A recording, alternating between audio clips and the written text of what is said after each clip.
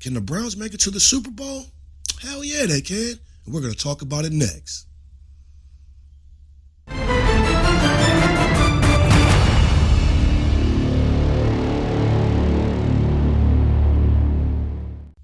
What's up, everybody? Welcome to the Sports Sanctuary, a YouTube channel dedicated to all things sports with all the latest news, in-depth analysis, and comical hot takes that should be good for a few laughs.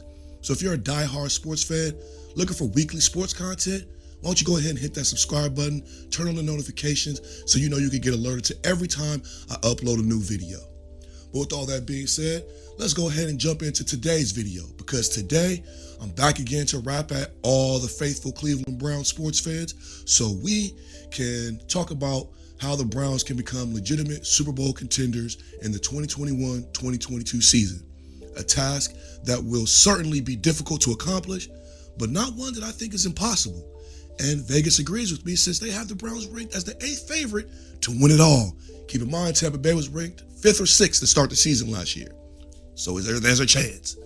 But for those of you who may not know, this is the 4th video in a series of 5 that I'm putting out leading up to the start of the NFL free agency in 2021. So I can basically give my thoughts on some of the ways I feel like the Browns can improve and become real Super Bowl contenders in the upcoming NFL season. So with that in mind, today I want to get off the defensive side of the ball, because the last 3 videos have just been basically all about the defense. And now I want to focus on the offense, and specifically the wide receiver unit, which I believe needs to be significantly improved. And before I explain why, because I already know lots of Browns fans are going out of their mind right now saying I'm crazy and we don't need to worry about the wide receivers and all that. But that's just crazy talk to me.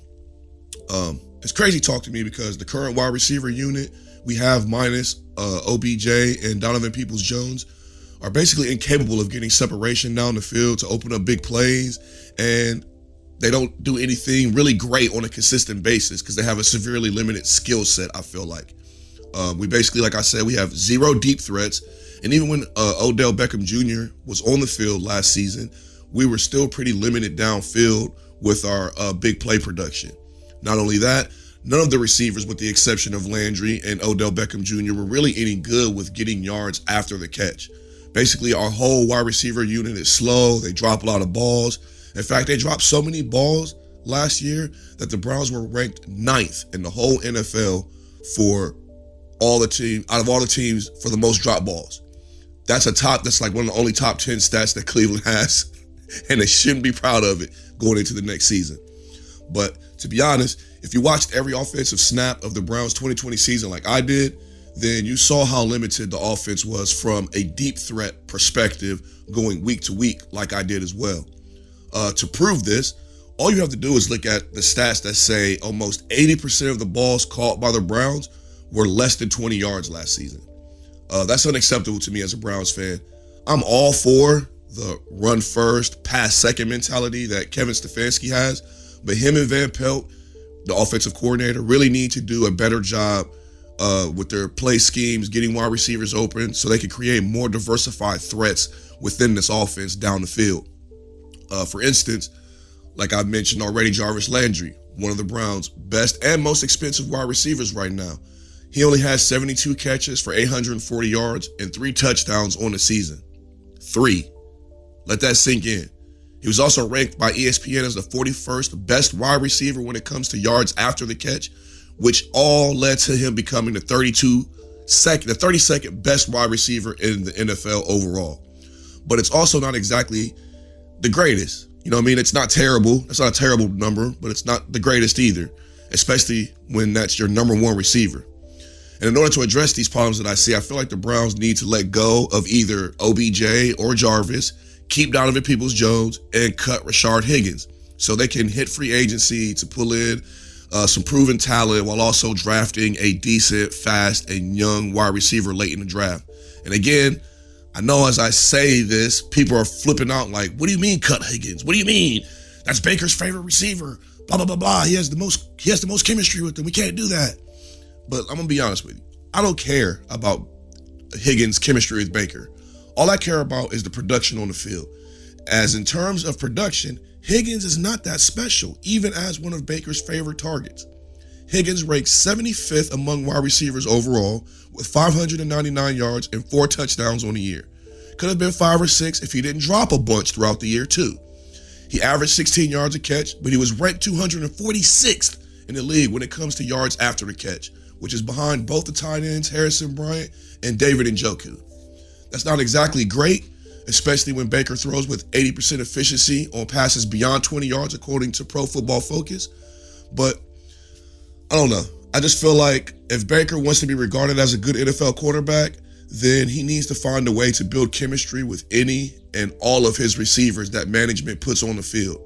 Either he's going to be a professional quarterback or he isn't. And if he can't fill that role, then he can get cut with Higgins as far as I'm concerned. But that's a whole story for another video. But if you want another point of reference to see how mediocre the wide receiver unit for the Browns is, all you have to do is look back at the fact that Baker Mayfield threw 26 touchdowns in 2020, but no player caught more than 4 TDs from him. No one caught enough balls to reach 1,000 yards. And that basically means to me that even though Baker spread the ball around, which is pretty good, the wide receivers just weren't performing at a high enough level for Stefanski to really make an effort to design more of his game plans around a pass attack.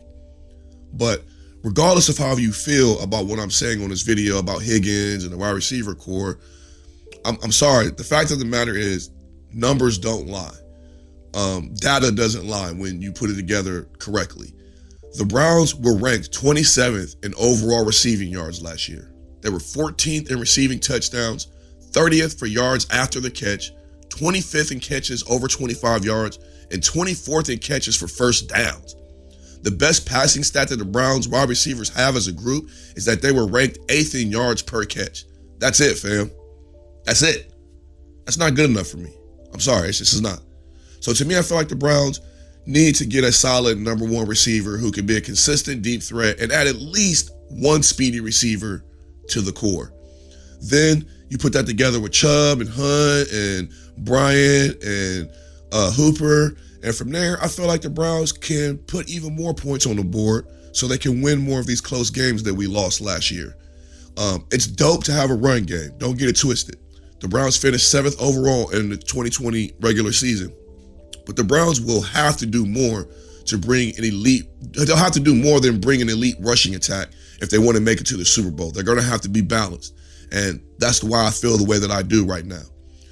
Notable free agents for wide receivers this year include Larry Fitzgerald, Ty Hilton, Kenny Galladay, and Curtis Samuel.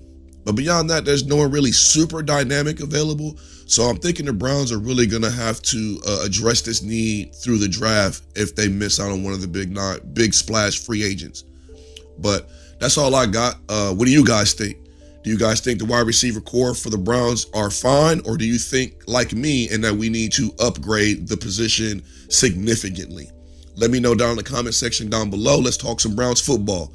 Also, please don't forget to drop a like, share the video, and subscribe to the channel if you found any value in the video that I put out for you today.